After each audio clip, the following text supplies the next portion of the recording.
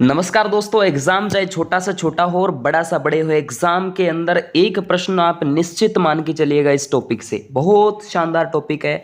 चाहे आप अभी हाल ही के अंदर आरओयू का एग्जाम हो, इससे पहले सीईटी हो, इससे पहले रीट हो, और आगामी एग्जाम के अंदर जेल प्रहरी भी शामिल होगा, और भी जितने भी एग्जाम्स होंगे, यहाँ से प्रश्न निश्चित ही मान के चलिएगा एक प्रश्न आपका, और लगभग लगभग मान के चलिएगा कंफ्यूज वाला होगा।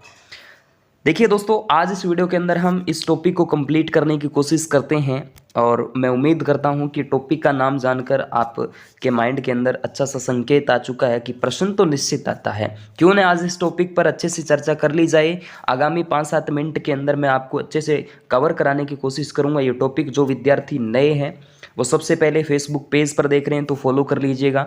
यूट्यूब चैनल पर आप इस वीडियो को देख पा रहे हैं तो सब्सक्राइब करिएगा। और दोस्तों, आप एक प्यारा सा कमेंट इस वीडियो के प्रति कर सकते हैं। आपका कोई प्रश्न गलत हुआ या नहीं हुआ, और हुआ तो कैसे हुआ, इस वीडियो के कमेंट बॉक्स में आप अपना कमेंट करिएगा। और आपने इन जैसे प्रश्नों का फेस कब किया दोस्तों। चलिए विद्यार्थियों, आपको बता देता हूं, जो विद्यार्थी टेलीग्राम चैनल से नहीं जुड़े हैं जुड़ जाइएगा, और जो विद्यार्थी व्हाट्सएप पर जुड़ना चाहते हैं तो इस नंबर पे आप अपना शुभ नाम और सिटी सेंड कर दीजिएगा। आपका नंबर जो है वो सेव कर लिया जाता है। अलग अलग ज़िलों से विद्यार्थी जुड़ रहे हैं, नंबर सेव किए जा रहे हैं, आप सभी विद्यार्थी भी जुड़ सकते हैं। तो आइए साथियों, आज का पहला प्रश्न बहुत ही शानदार तरीके से आपके सामने पेश होने जा रहा है। ये लीजिएगा, जल संरक्षण तकनीकें, यानी जल को हम किस तरीके से संरक्षण कर सकते हैं, स्टोर कर सकते हैं। सबसे पहला प्रश्न आप देख पा रहे हैं, जैसलमेर में पालीवाल ब्राह्मणों द्वारा विकसित मौलिक पारंपरिक वर्षा जल जो पद्धति है, जो संचयन की पद्धति आप देख पा रहे, 3 एग्जाम्स के अंदर ये प्रश्न उठ चुका है।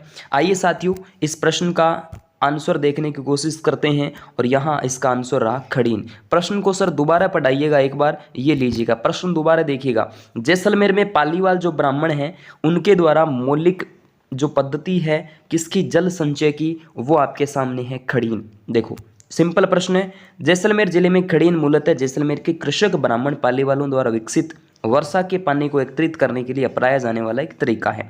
सिंचाई का अच्छा साधन है। जैसलमेर के उत्तर में स्थित बड़ी संख्या में प्याला झीलें, जिन्हें खड़ीन कहा जाता है, में नमक का उत्पादन भी होता है। चलिए आइए अगला प्रश्न, निम्न में से कौन सी पारस्परिक जल संरक्षण की विधि नहीं है। पारस्परिक जल संरक्षण की विधि नाड़ी तो है, खड़ीन तो अभी पड़ा, लेकिन दोस्तों टांका भी है, लेकिन तालाब नहीं है। तालाब नहीं है, क्यों नहीं है देखिएगा। परंपरागत जल संरक्षण विधियों में आपका सबसे पहले नाम याद रखना पड़ेगा, नाड़ी। नाड़ी, ठीक है। नाड़ी एक प्रकार का पोखर होता है जिसमें क्या होता है, जल संचय होता है। खड़ीन कृषि भूमि के ढाल के विपरीत दिशा में मिट्टी का एक बांध बनाकर जल संग्रहण किया जाता है। टांका, इसका निर्माण खेतों, घरों, गड्ढों तथा किलों के वर्षा जल संरक्षण के लिए किया जाता है। यानी नाड़ी, खड़ीन, और इसके साथ साथ जोहड़, टोबा, बावड़ी, झालरा, कुई या बेरी, नेहटा, नेस्टा, पालर पानी और मदार, ये सारे के सारे नाम आपकी इस जुबान के अंदर होने चाहिए। इस जुबान पर, इस जीभ पर आपके ये सारे नाम होने चाहिए, क्योंकि कई बार ऑप्शन इस तरीके से, और अधिकतर आप ऑप्शन इस तरीके से देख सकते हैं। जैसा कि वन रक्षक में ये प्रश्न पूछा कि कौन सी जल संरक्षण की पारस्परिक विधि नहीं है। नाड़ी हमें अभी पढ़ा, नाड़ी पढ़ा हमने। ये देखो ऑप्शन देखो कितना शानदार दिया। टोबा, जोहड़, ये देखो अभी हमने पढ़ कर आए हैं, लेकिन नाड़ी नहीं है, नाड़ी है। और नाड़ी सर क्या बताया आपने, नाड़ी बताया था मैंने। ये देखो नाड़ी, नाड़ी एक प्रकार का पोखर होता है। चलिए अगला प्रश्न, टांका और खड़ीन एक प्रकार की क्या है मेरे लाडले, अभी बता दिया आपको, पारस्परिक जल संरक्षण की विधियां हैं। कई बार प्रश्न बड़ा इजी पूछता है, लेकिन कई बार प्रश्न कठिन भी पूछा जाता है।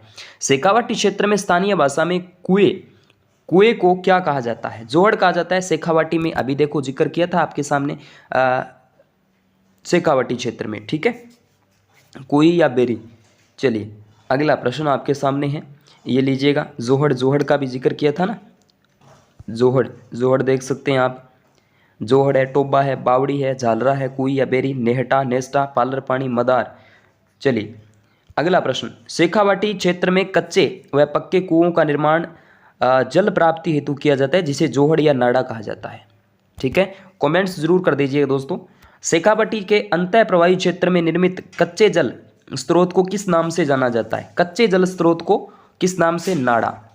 ये प्रश्न भी अच्छा प्रश्न है, शानदार प्रश्न है, उपयुक्त प्रश्न की आप व्याख्या ऊपर देख सकते हैं, मैंने पढ़ा भी दिया आपको। नाड़ा या जोहड़, ठीक है, नाड़ा या फिर जोहड़ एक ही बात है, नाड़ा या जोहड़ एक ही बात है। चलिए, राजस्थान के शुष्क एवं अर्ध शुष्क क्षेत्रों में पालर पानी शब्द जो है वो किसके लिए प्रयुक्त है? वर्षा जल के लिए। पालर पानी का तो सुना ही होगा, शेखावाटी में वर्षा के समय बारिश के रूप में जो जल सीधा भूमि पर आता है उसको हम पालर पानी कहते हैं। आइए, लेवा तालाब नामक वर्षा जल संकलन को जो विधि है दोस्तों वो 12 जिले की है।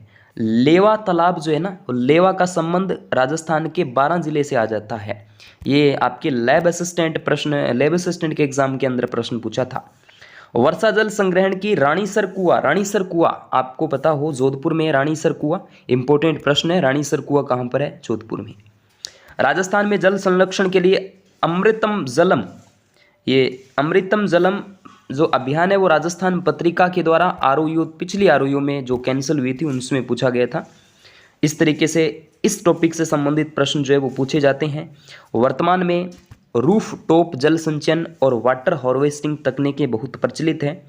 रूफ टॉप जल संचयन विधि में घर की छत से पर गिरे वर्षा जल को घर के नीचे कुएं बनाकर एकत्रित किया जाता है।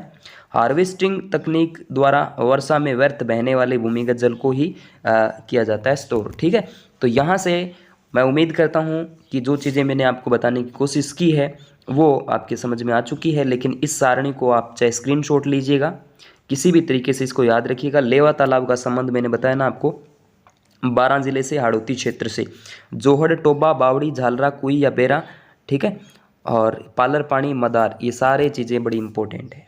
Okay, thank you.